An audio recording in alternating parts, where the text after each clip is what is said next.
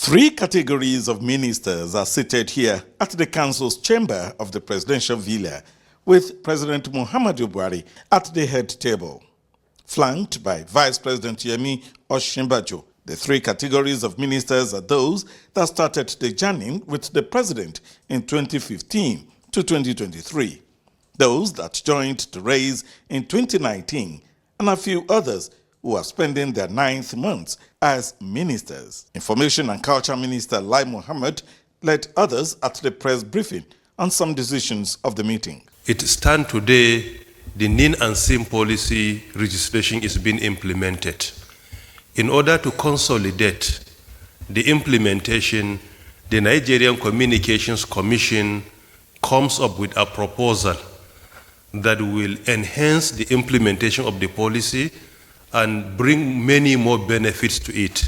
Award of contract for the engineering, procurement, construction, and financing on the implementation of 330 kV and 132 kV line transmission lines, and 33 kV, 11 kV, and 400 V distribution line projects under phase 1 of the Presidential Power Initiative.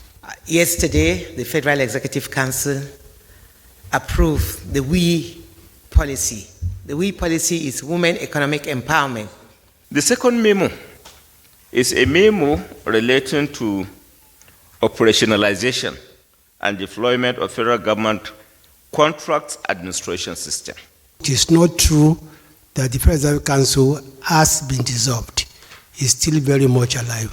At the valedictory session, President Muhammadu Buhari appreciates the ministers for working closely together despite many odds and challenges, and sustaining the synergy that translated into many achievements. I am so happy that try, as many did, to blow us off course, you all remain steadfast to the goals we set for ourselves. You parade all efforts to break our collective resolve and remain true to our stated objectives. I say thank you all. For the past 7.5 years, we may have differed on many issues. I urge that we all understand that those positions were for the collective good, and no one should keep grievances or carry these differences forward. The president directs the ministers to tidy up their work and avoid last-minute rush that could compromise the good deeds they had done over the years. I ask that we continue to provide our support in whatever way we can, if called upon. For it's our great party, the All Progressive Congress. The president attributed all the good work and goodwill received by the administration to God's intervention. Your personal integrity, Mr. President, is one that is known all over Nigeria and indeed all over the world. And I do not think there's anyone, even your worst enemies, who would not admit that you are an incredibly honest person. Part of the problem with that, Mr. President, is sometimes that we end up, that is you and I, receiving the very short end of the stick. If you look at the laws today, our retirement benefit, yours will be 350,000 naira a month by law, and mine will be 250,000 per month. Both, of course, as you can imagine, are very, very tiny amounts of money.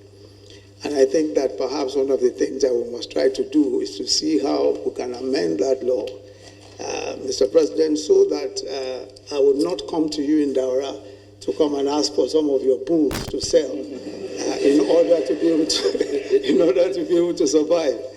Each and every member of council recounted his experience serving under President Muhammadu Buhari, and I can tell you that it's quite rewarding. It's been a very momentous journey.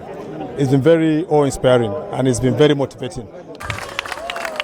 President Muhammadu Buhari also met with members of staff of the State House, lauding both the senior and junior workers for supporting his administration for 8 years. Well, what they say is a stage where everyone is given the opportunity to play his or her role in the State House.